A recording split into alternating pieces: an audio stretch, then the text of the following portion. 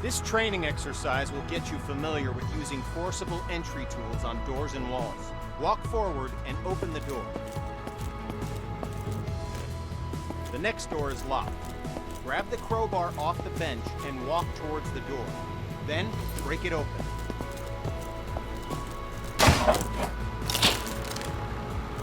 Good work. Now place the crowbar on the ground in the glowing box. Grab the Halligan tool, walk towards the door, and break it open.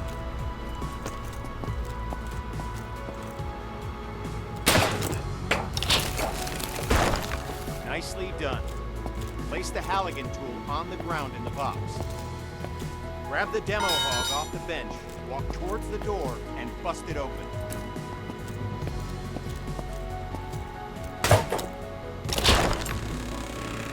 Grab the axe and walk towards the door. Swing at it and smash it open.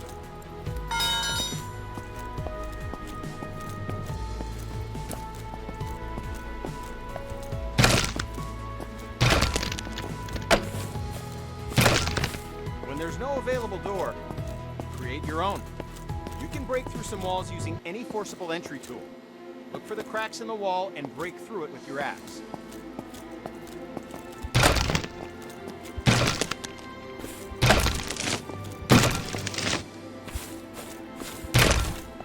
Examine the wall for cracks and break through with your axe. Good work. Now place the axe on the ground in the glowing box and we'll move on. This training will familiarize you with using forcible entry tools on windows to enter and exit rooms and buildings. Now, grab either tool on the bench, walk over to the window, and smash it open. Okay, now climb through the window into the next area.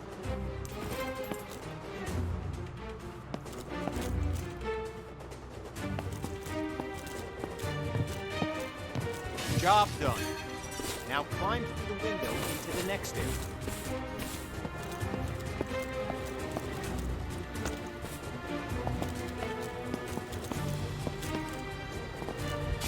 Good. We're almost done. Smash either window and climb through to the next area. This exercise will familiarize you with using power saws to cut through locks to open doors and vents. Okay, pick up the circular saw from the ground. Good. Now use the saw to cut the lock on the vent ahead. You have to be careful, so aim for the indicated target.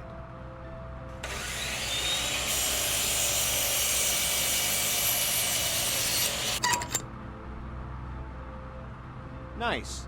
Once more, pick up the saw from the ground. Now, walk over to the garage and use the saw to cut the locks on the door. Cut both locks to open the door.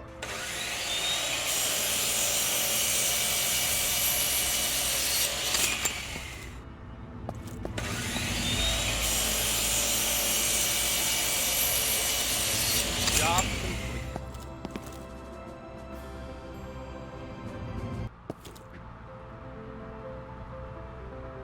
This training exercise will familiarize you with using ladders. To use a ladder, you must first attach to it. Walk over to the indicated spot and connect yourself to the ladder.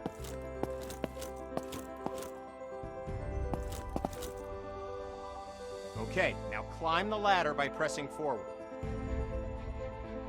Okay, now reconnect yourself to the ladder and climb back down to the ground.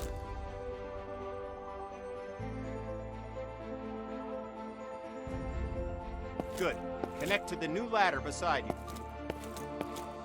Now, climb up to the window. Good. Now climb.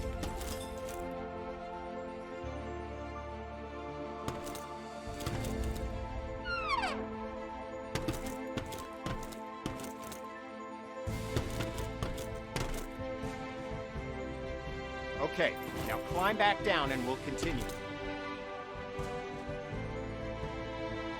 Job done.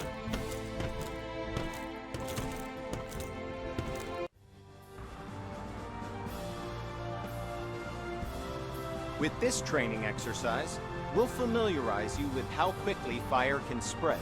Okay, stay where you are and just watch the fire spread. Notice how fast it jumps from object to object.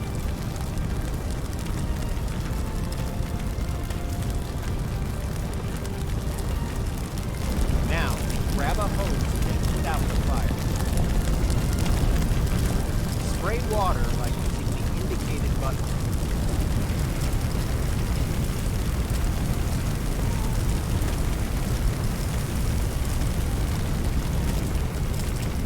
Spray water by using the indicated button.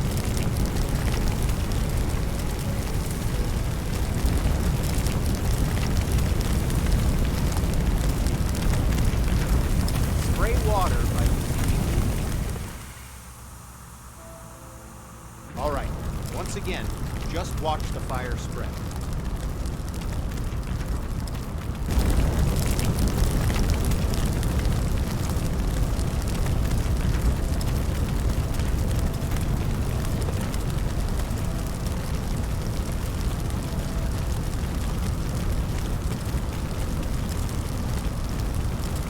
Okay, you know the drill.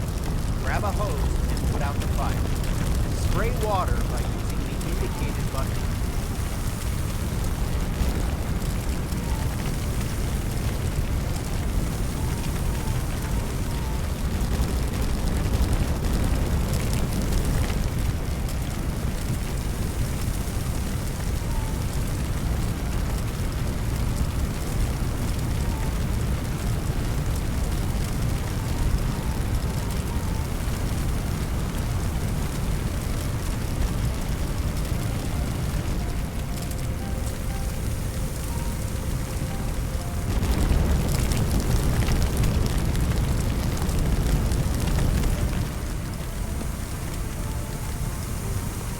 Good work.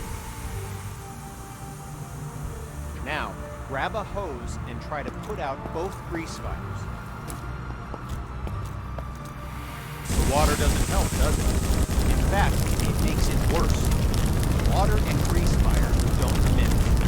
To fight grease and chemical fires, you'll need to use a portable CO2 extinguisher. Grab an extinguisher and aim it at the base of both fires. Sweep the extinguisher side to side on the flame and make sure you put it out.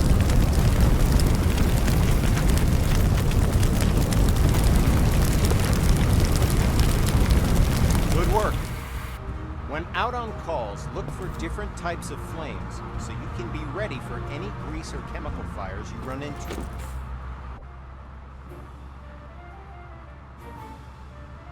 This training exercise will familiarize you with how to effectively fight a fire using the hose aiming interface. All right, grab a fire hose and enter the door in front of you.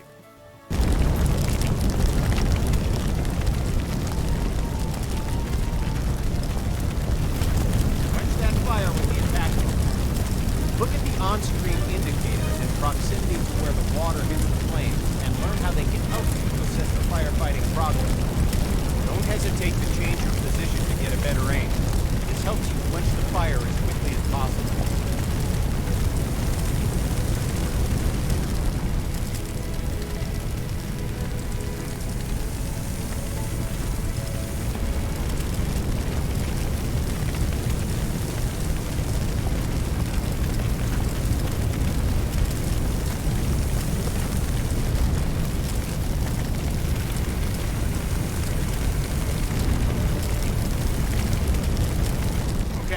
Fire's out. Take your attack hose into the next one.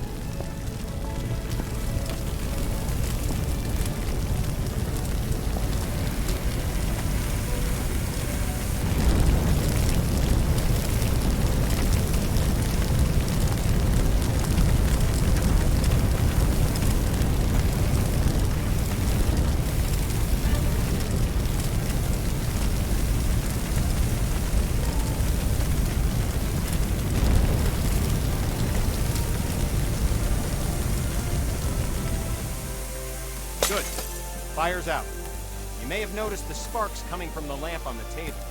These sparks can and will reignite the fires after you put them out. This can create a dangerous situation if the fire is seriously bubbles. Here it comes. Since electricity will restart the fire multiple times, the best way to deal with electrical fire is to cut the main power by finding and using the building's fuse box. So, instead of wasting water on an electrical fire, walk over to the fuse box on the wall and turn off the electrical supply. Good. Put out the fire.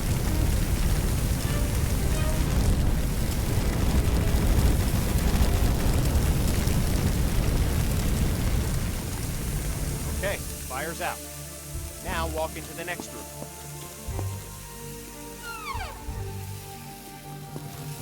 All right, since you already know how to deal with grease fires, grab an extinguisher and put those fires out. You'll notice that both the attack hose and the CO2 extinguisher use the same interface to help you put out fires as efficiently as possible.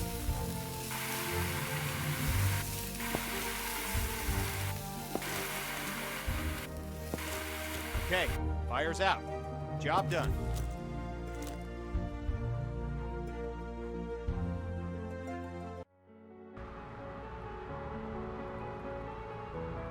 This exercise will get you up to speed on smoke, how it affects your vision, and how to effectively clear it. Smoke is dangerous and can seriously harm you, which is why you'll always be equipped with an SCBA system to ensure you can breathe in any situation.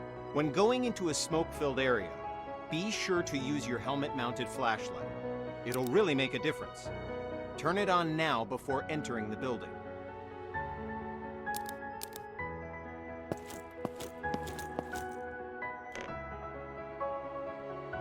Smoke rises. Getting below the neutral plane of the smoke keeps you in cooler air and improves your vision of the area. Stay below the smoke level by crouching. The best way to deal with smoke is to eliminate it. Venting a room allows the smoke to clear and makes it easier for you to see any dangers. This will really help when doing search and rescue operations. To clear the smoke, walk over to a window and open it. Good. With only a single window open, it'll take some time for the smoke to clear. To speed up the process, open all the windows in this room.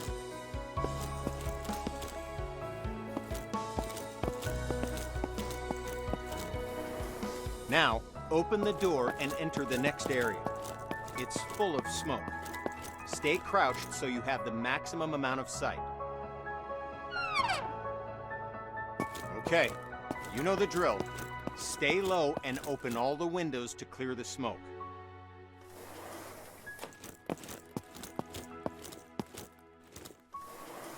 Now, open the door and enter the next area.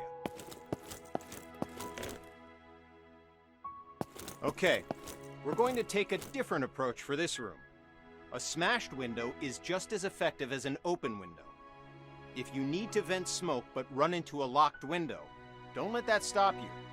Grab a tool off the bench and smash both windows.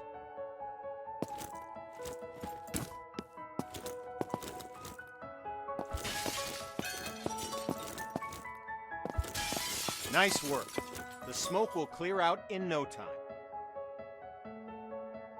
In this next phase, we'll take a slightly different approach. If you still have the forcible entry tool, use it to smash open one or both of the windows. If you don't have a tool, grab one off the bench.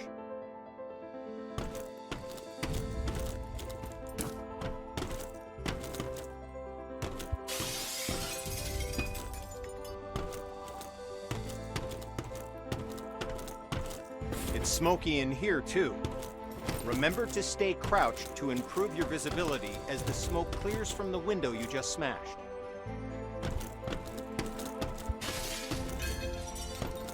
Now, open the door and enter the next room. Okay, you know the drill. Stay low and open the window to clear the smoke. You did it.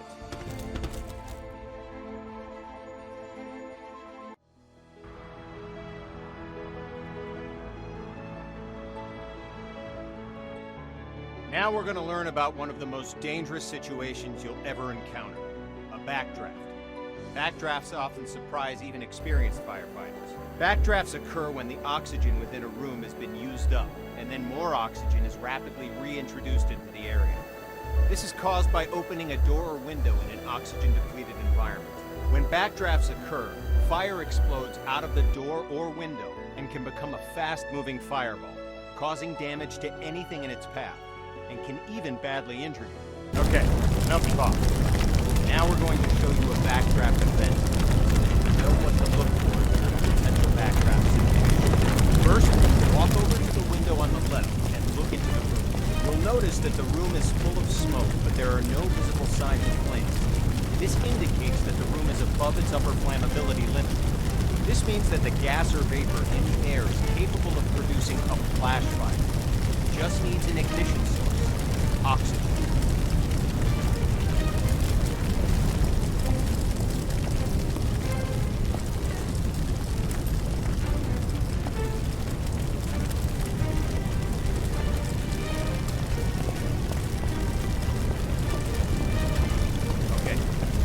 Locked door on the left.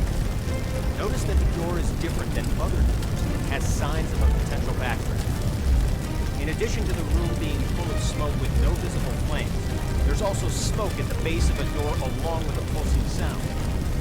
You hear it? It's a low thud. This sound seems like it's repeating because the room's trying to suck air into it. It needs oxygen to reignite the fires within. Okay, the door's unlocked. Open the door, but immediately back away from it to avoid the blast from the back.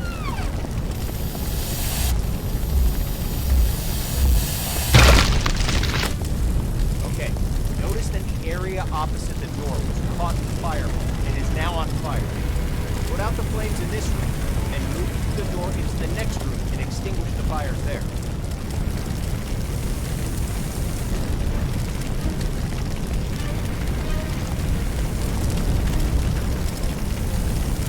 Put out the fires in this room, then go through the door and into the next room to extinguish the fires there.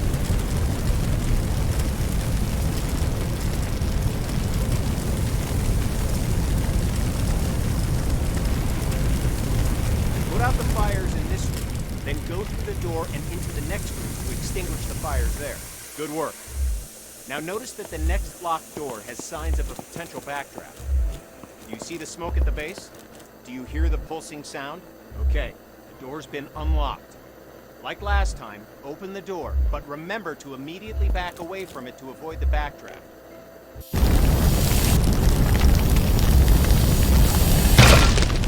Okay, you know what to do. Put out the fires in this room, then move through the door to get to the next room so you can extinguish the fires in there.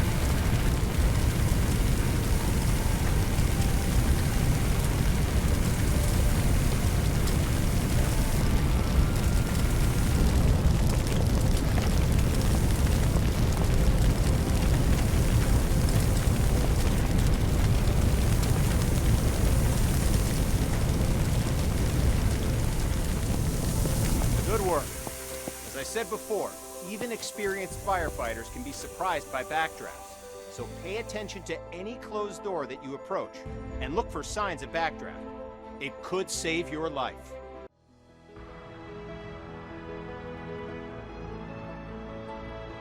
This training exercise will familiarize you with setting up attack hoses to fight fires and show you how to connect a fire truck to a hydrant water supply. First, we'll establish a water supply line. This ensures you never run out of water when fighting fires. Now, walk over to the indicated compartment on the truck and grab a supply hose. The supply hose is the yellow one. Okay, now, look directly at the connector on the truck. You'll notice that you first need to remove the cap from the connector, so go ahead and remove the cap. Good. Now, look directly at the connector on the truck and connect the hose coupler to it. Nice job. Walk over to the indicated fire hydrant. Good.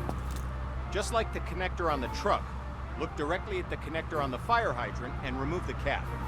After removing the cap, connect the hose coupler to the hydrant. Well done. You now have a supply line connected to the truck and will have a continuous flow of water for fighting fires.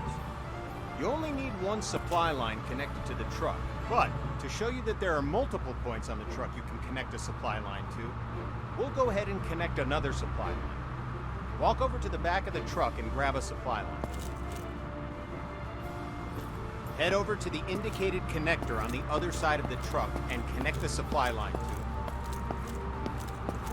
Like before, remove the cap, unroll the hose, and attach the hose coupler.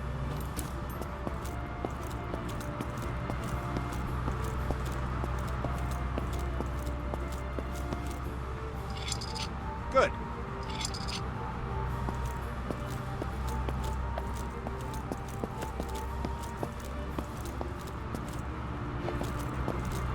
Now, go to the back of the truck and grab an attack line. Good. Now walk over to the indicated part of the truck where you can connect the attack line.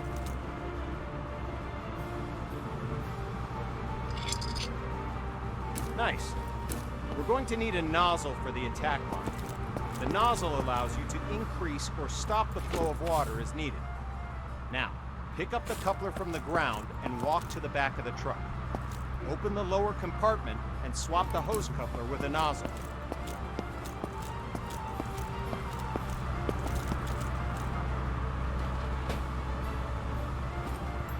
Now that you have a nozzle, look directly at the coupler on the ground and attach it to your nozzle. Go! The clock is started. Put out the fire as quickly as you can.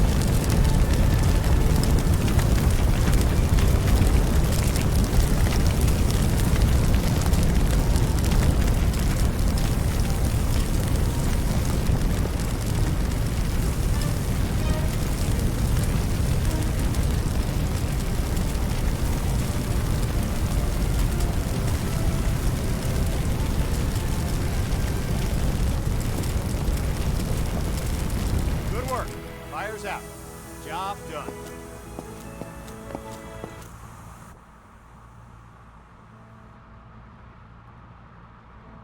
With this training exercise, you'll give commands to your squad mates. This will allow others to complete tasks for you while you focus on other objectives. Have a look at the upper right corner of your screen. You can see the AI indicator along with the associated shortcut. Point at the circle on the ground and press the shortcut for the AI that you've just seen in the upper right corner. The AI character will now walk to the indicated location. Yes, sir. Good. Now direct the AI to the second circle, followed by the third. Yes, sir. Well done. You've just learned how to give go-to commands. Now, call the AI to your position. To give the command, hold down the AI shortcut key until the status icon in the upper corner changes to the follow symbol. The AI will now follow you. Yes, Commander. Walk along the waypoints. As you can see, the AI is following you in close proximity as you move around. As you can tell, the AI is very closely following your movements. Go ahead and instruct the AI to wait. Hold down the AI shortcut key until the status icon in the upper right changes back to the two victims need help in that building. Your mission? Rescue them. Head through the door and into the building. I've got your back, boss. The door's locked. Instruct your AI to equip a Halligan tool and come to your location.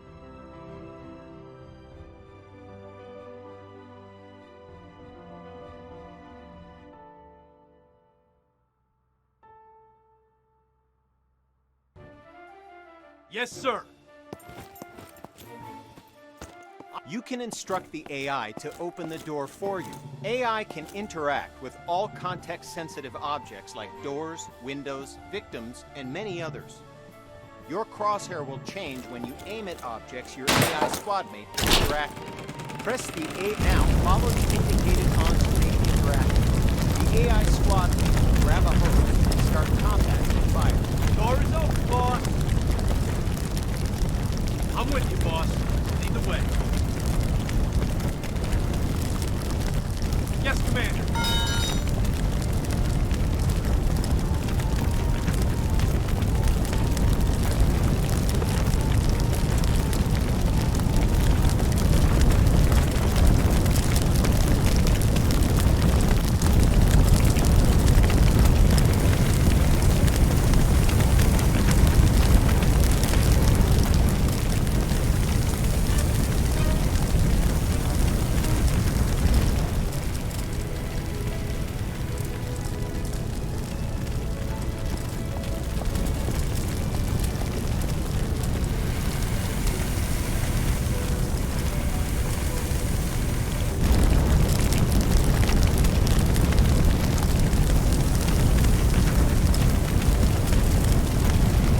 There's another fire in the next room. Command the AI to deal with the fire there, too. Give another go-to command to send the AI into the room with the fire. Got your back, boss.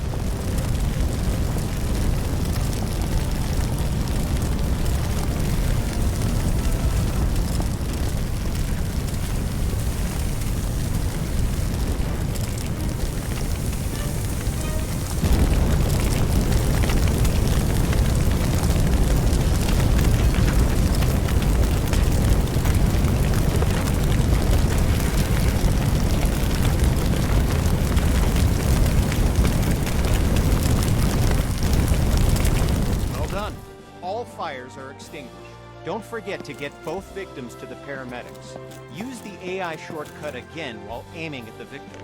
While the AI is bringing the victim to safety, they're no longer available for other commands because their main priority is getting the victim to the paramedics. Go ahead and carry the other victim to the paramedics yourself to finish this training mission. Copy that. I'll follow you. Yes, sir.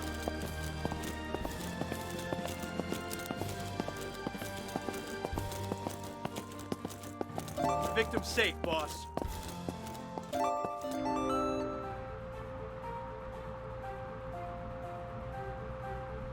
This training exercise will familiarize you with how to use ladder, trucks, and aerial arms to attack fires from above and to rescue victims in elevated locations. Before extending the truck's ladder, we must first stabilize it and ensure that the truck will not tip over with the ladder boom extended. Walk over to the indicated control panels and extend all the truck's outrigger arms. While deployed, the outrigger arms simultaneously bypass the vehicle's movable suspension and gives the truck an overall wider stance, making the entire rig more stable. Okay, all the outriggers are extended. Walk over to the indicated area and engage the ladder boom controls.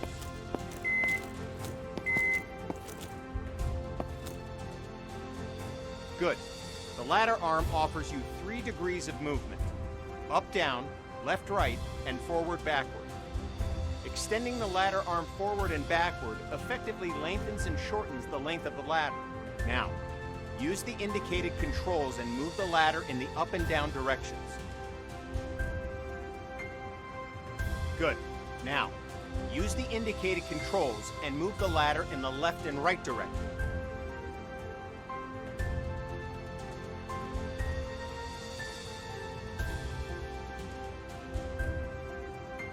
Excellent.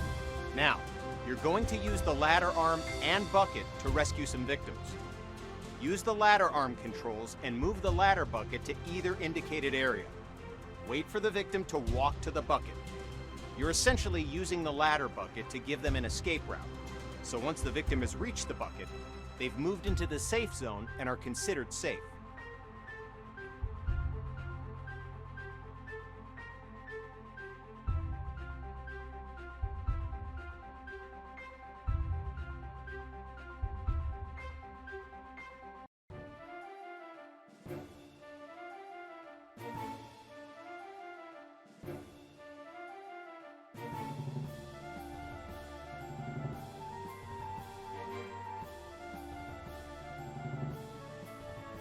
The player can exit the bucket and rescue the victim by interacting with them and returning to the bucket.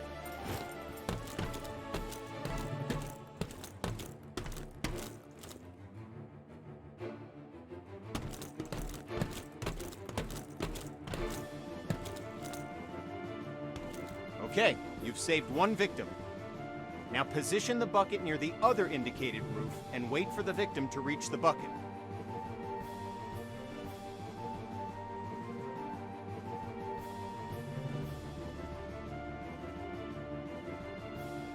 Okay, you've saved 1 victim. Now position the bucket near the other indicated roof and wait for the victim to reach the bucket.